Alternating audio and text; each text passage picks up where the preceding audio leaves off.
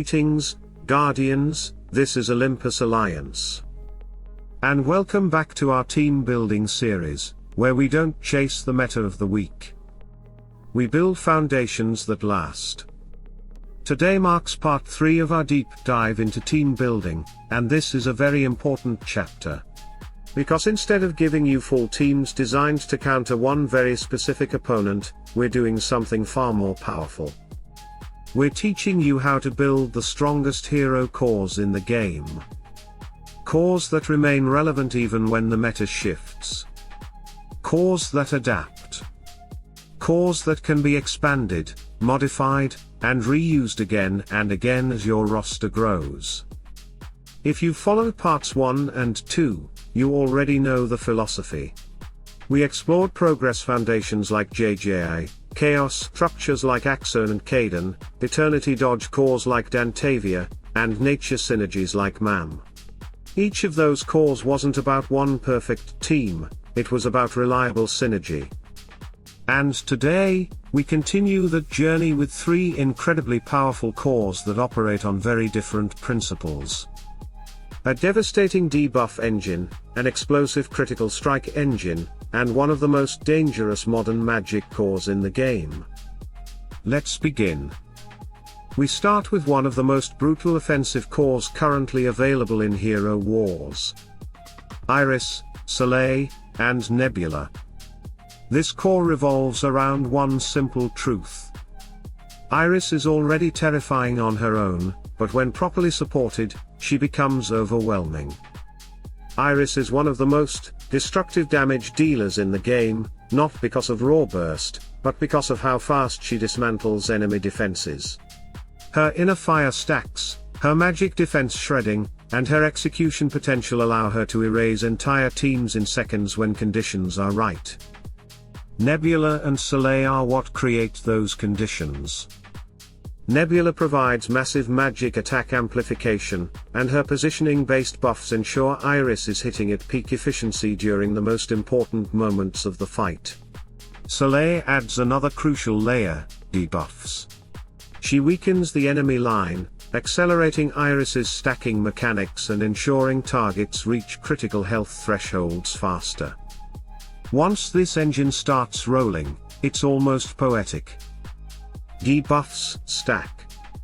Magic attack spikes. Iris's familiar strips defenses. And then the soul burn arrives.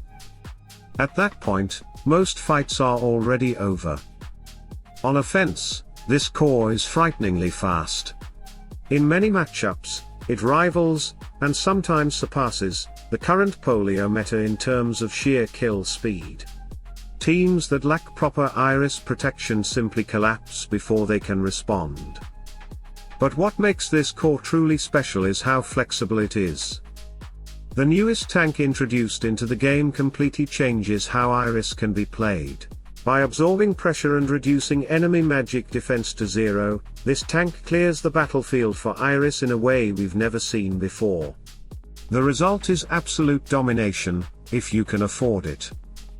If not, there are excellent alternatives.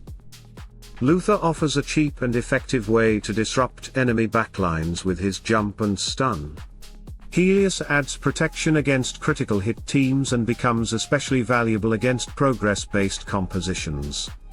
Julius and Polaris can also be added to this core, layering shields and control to ensure Iris survives long enough to do her work.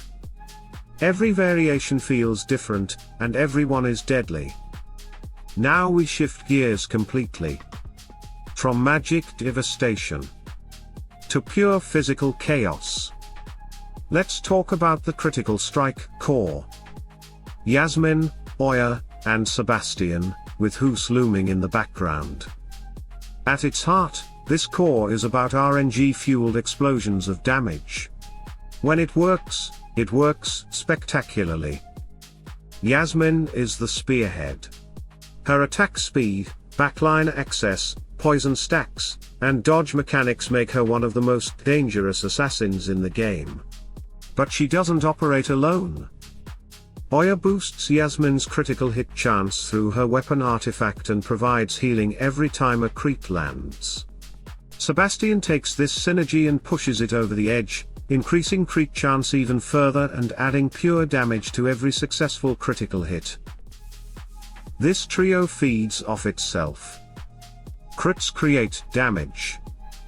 Damage creates more crits. Crits trigger healing and pure damage. And suddenly, the battlefield explodes. Then comes Guus. Since his arrival, Guus has fundamentally changed how this core performs. He converts critical hits into massive sustain, adds even more crit chance, and contributes additional pure damage. With Guus in the mix, the core becomes dramatically more durable and far more consistent.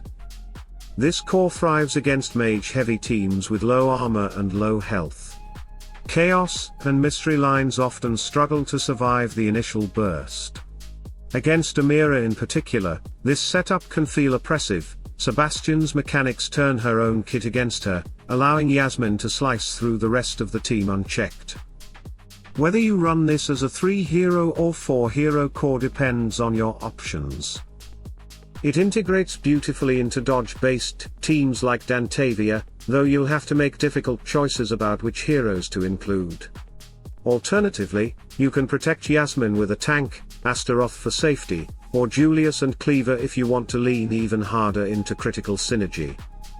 This core is high risk, high reward, and when it pops, it's unforgettable. Finally, we arrive at the newest and most intriguing core in today's video. Satori, Burner, and Aiden.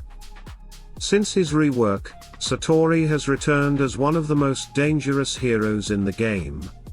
His damage scales brutally with enemy energy gain, and in prolonged fights, he becomes nearly impossible to ignore. Burner is what unlocks his full potential.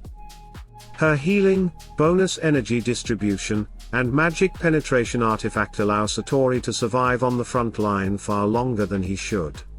When he finally unleashes his ultimate under the right conditions, entire teams can disappear instantly. Aiden completes the triangle. Using Satori aggressively can leave him vulnerable early, and that's where Aiden shines. His healing and shielding stabilize the opening phase of the fight, buying time for Satori and Burner to reach their power spike. Once that happens, the battlefield flips. What makes this core especially interesting is how many directions it can go.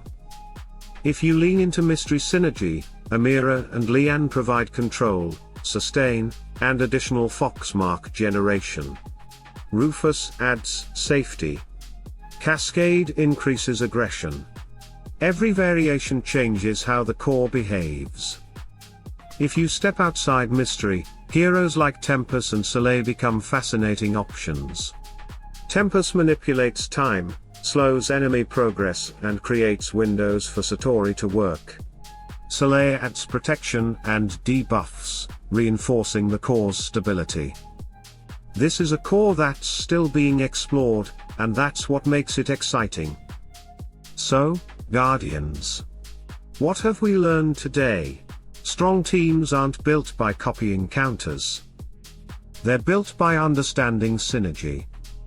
The Iris debuff core destroys defenses.